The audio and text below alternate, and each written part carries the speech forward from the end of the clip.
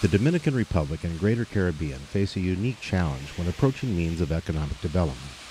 With few harvestable natural resources in comparison to developed nations, these countries, such as the Dominican Republic, have relied heavily on tourism revenues dispersed throughout their economy. In developing the tourism industry, an effective and diligent promotion of the natural habitat is essential to establishing a valuable opportunity for the Dominican people to gain income and tourists to gain a new and unique experience.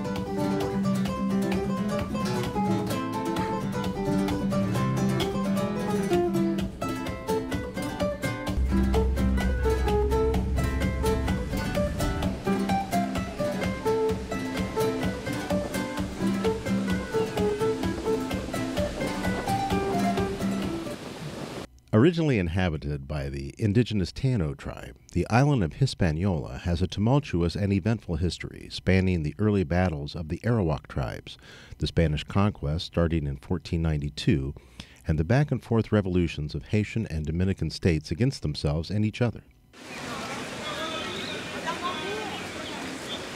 The Zona Colonial, or Colonial Zone, is a glimpse into the island's colonial past, intermixing Spanish colonial architecture along with vibrant Caribbean stylings.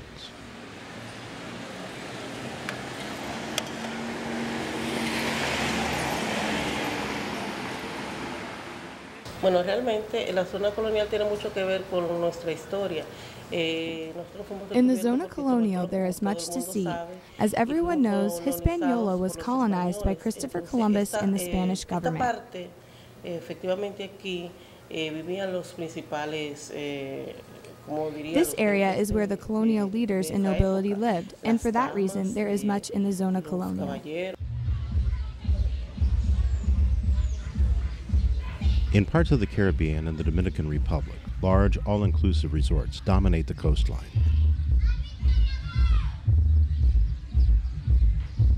A benefit to the country's economy in some ways, there are many areas for improvement, such as the direct impact on the host country's inhabitants. Mass tourism resorts utilize the natural resources of the local area and keep the tourist dollars bound up inside the compound walls, excluding the surrounding community from potential financial benefit, and leaving them only with the leftovers of the tourist visit.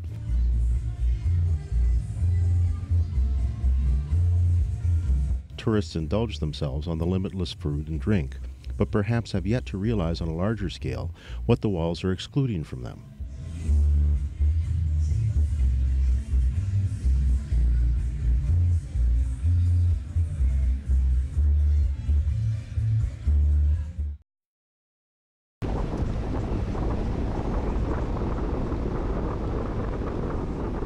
Traveling up to the northern coast, you'll find seaside villages sprinkled along the coastline, towns such as Sosua, Cabarete, and Puerto Plata.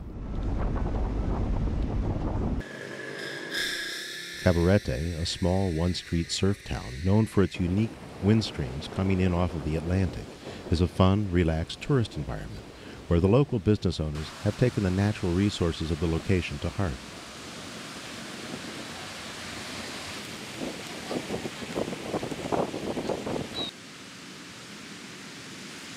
This kite shop is one of a few organizations that seek to offer specialized services to tourists based upon the unique offerings of local environment.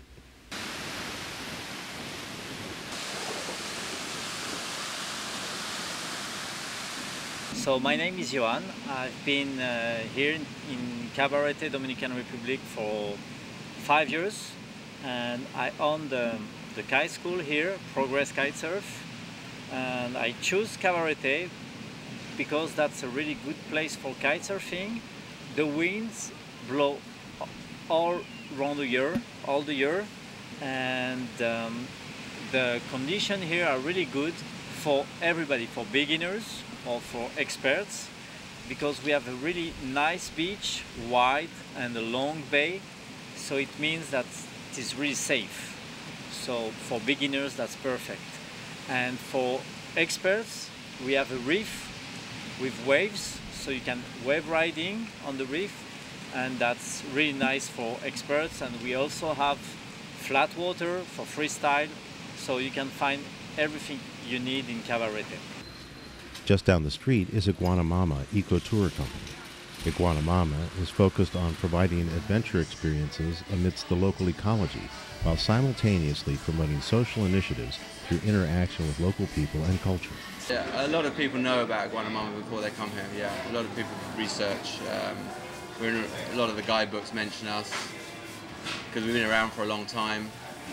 So a lot of people are aware. We have a lot of pre-bookings. So I would say roughly 60-70% of our business is pre-booked. I think people, they like to use Iguanamama because it has a reputation of being supportive of local communities, being supportive of local charities. We encourage people to bring, school supplies, books for, books in Spanish for local kids, and we distribute those things. So we like to try and help out as much as we can. For example, I mean, it's difficult. I mean, I don't particularly want to name names, or there are certain tours which will destroy trails.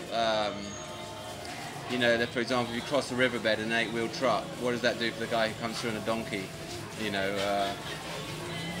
A few weeks later, there are certain things that I don't like, which are not in no way benefiting the community.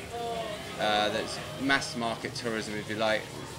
All our groups are small. We try to have a low impact. The Dominican government tends to advertise and support the East Coast and the Southeast, Punta Cana, Barbaro, in big all-inclusive areas like Punta Cana. The person who's there could be anywhere. They're not really interacting too much with local people. Just mere miles up the mountainside from Puerto Plata, you'll encounter Tobagua. Tobagua is an eco-lodge that has planted itself directly into the local community. It is integrated with the local economy in a way that allows tourists to interact with the real Dominican Republic, channeling tourism revenues directly to the local people. Tobagua helps to bring economic gain to the local area by establishing gardens on the grounds where local farmers receive 50% or more of the crops produced.